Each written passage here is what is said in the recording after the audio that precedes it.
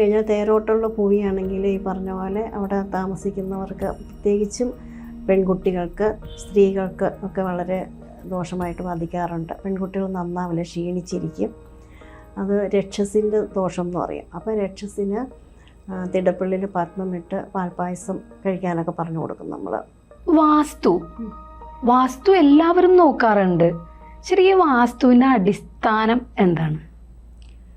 വാസ്തുവിൻ്റെ അടിസ്ഥാനം എന്ന് പറഞ്ഞു കഴിഞ്ഞാൽ നമ്മുടെ ഭൂമി തന്നെ, നമ്മുടെ പ്രപഞ്ചം തന്നെ പഞ്ചഭൂതാത്മകമാണ്. അപ്പോൾ അതിനനുസരിച്ച് നമ്മൾ ജീവിക്കുക എന്നാണ് അതിൻ്റെ അടിസ്ഥാന തത്വം. കാരണം നമുക്ക് വെളിച്ചം വേണം, അതുപോലെ വെള്ളം വേണം എവിടെയെങ്കിലും ജീവിക്കണമെങ്കിൽ.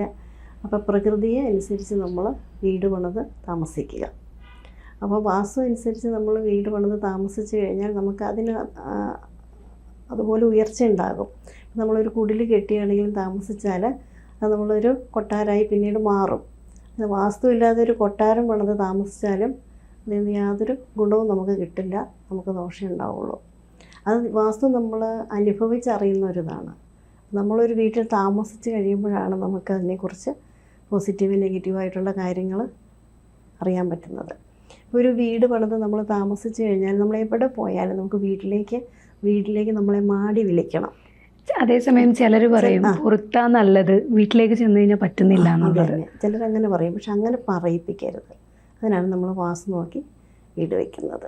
ഇപ്പം വാസ്തു പഞ്ചഭൂതങ്ങളുമായിട്ട് ബന്ധപ്പെട്ടിരിക്കുന്നു എന്ന് പറഞ്ഞു. അതുപോലെ തന്നെ വാസ്തു വീടിന് മുന്നേ ഭൂമി എന്ന് പറയുന്ന ഒന്നുണ്ടല്ലോ. അപ്പോൾ ഈ ഭൂമിക്കുള്ള ദോഷങ്ങൾ പൊതുവേ സർപ്പദോഷമാണ് ഉണ്ടാവാറുള്ളത്, പക്ഷെ അല്ലാത്ത രീതിയിലുള്ള ദോഷങ്ങളും ഇല്ലേ? അത് ഏതൊക്കെയാണ് ഭൂമിക്ക്?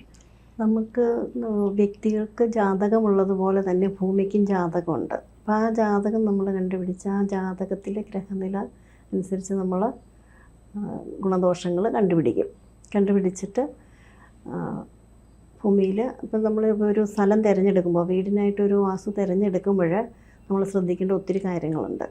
ആ ഭൂമിയുടെ ചരിവ് എങ്ങോട്ടാണ്. അപ്പോൾ വടക്കോട്ടോ കിഴക്കോട്ടോ ചരിഞ്ഞിടക്കുന്ന ഭൂമിയാണ് ഉത്തമം. അപ്പോൾ അങ്ങനെ നമ്മളൊരു ഭൂമി വാങ്ങിക്കഴിഞ്ഞാൽ പിന്നെ അവിടെ വീട് വെക്കണം. ആ വീട് വയ്ക്കുമ്പോൾ പിന്നെ ഭൂമിയുടെ ആകൃതി നമ്മൾ വളരെ ശ്രദ്ധിക്കണം. ആകൃതി സമചതുരമോ ദീർഘചതുരമോ ആകുന്നതാണ് ഏറ്റവും ഉത്തമം.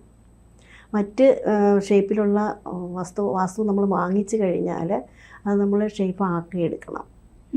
രണ്ട് വശവും തുല്യമായിട്ട് കളഞ്ഞിട്ട് ഒരു സമചതുരം അല്ലെങ്കിൽ ദീർഘചതുരം ആക്കിയെടുത്തിട്ട് വേണം നമ്മളതിൽ വീട് വയ്ക്കാനായിട്ട്. ഇപ്പോൾ ചില ഭൂമികളൊക്കെ പറയും അത് വാങ്ങുക ചെയ്യരുത് എന്ന് പറയും ചിലത്. അതെന്തുകൊണ്ടാണ് അങ്ങനെ പറയുന്നത്? അങ്ങനെ അവിടെ സർപ്പദോഷമൊക്കെ കണ്ടു കഴിഞ്ഞാൽ അങ്ങനെ പറയും. പക്ഷെ നമുക്ക് ഏത് ഭൂമിയിലും വസിക്കാം എന്നുള്ളതാണ് ഈ കാലത്തിൻ്റെ മാറ്റത്തിനനുസരിച്ച് എനിക്ക് തോന്നിയിട്ടുള്ളത്. കാരണം നമ്മൾ എവിടെ താമസിച്ചാലും അതിനോടനുയോജിച്ച് താമസിക്കുക. ഇപ്പോൾ സർപ്പം ഉണ്ടെങ്കിൽ തന്നെയും നമ്മളെ സർപ്പം ഒന്നും ചെയ്യില്ല. അപ്പോൾ സർപ്പമുള്ള ഭൂമിയാണെങ്കിൽ തന്നെ ആ സർപ്പത്തെ വേർതിരിച്ച് ഇരുത്തി അതിനെ ആരാധിച്ചു കഴിഞ്ഞാൽ നമുക്ക് ഒത്തിരി സൗഭാഗ്യങ്ങളുണ്ടാകും. പിന്നെ അതുപോലെ തന്നെ ഇപ്പോൾ ഭൂമിക്ക് ഭൂമി പൂജ അല്ലാതെ വേറെ എന്തെല്ലാം പൂജകളാണ് ഉള്ളത്? ഈ ശ്മശാനദോഷമൊക്കെ കണ്ടു കഴിഞ്ഞാൽ നമ്മൾ ഭൂമി പൂജ, അപ്പോൾ ഒരു വീട് പണിയുന്നതിന് മുമ്പ് ഏത് വാസ്തുവാണെങ്കിലും അതിൽ ഒരു ഭൂമി പൂജ നടത്തുന്നത് ഏറ്റവും നല്ലതായിരിക്കും.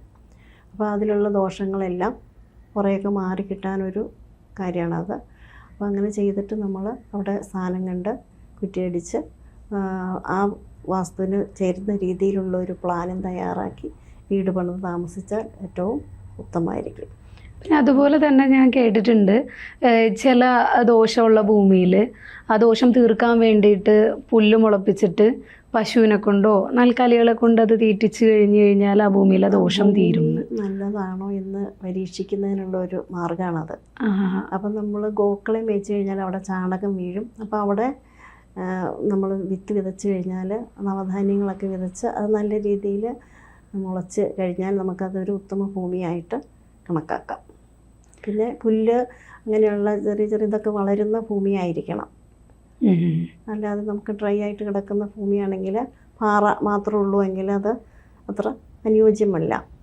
പിന്നെ ചരിവ് വളരെ ശ്രദ്ധിക്കണം. ഇപ്പോൾ പടിഞ്ഞാട്ടോ അല്ലെങ്കിൽ തെക്കോട്ടോ ഒക്കെ ചരിഞ്ഞ ഭൂമി ഒരു കാരണവശാലും നമ്മൾ തിരഞ്ഞെടുക്കരുത്. അപ്പോൾ ഭൂമി തിരഞ്ഞെടുക്കുമ്പോൾ മുതലും നമ്മൾ വാസ്തു ശ്രദ്ധിക്കണം.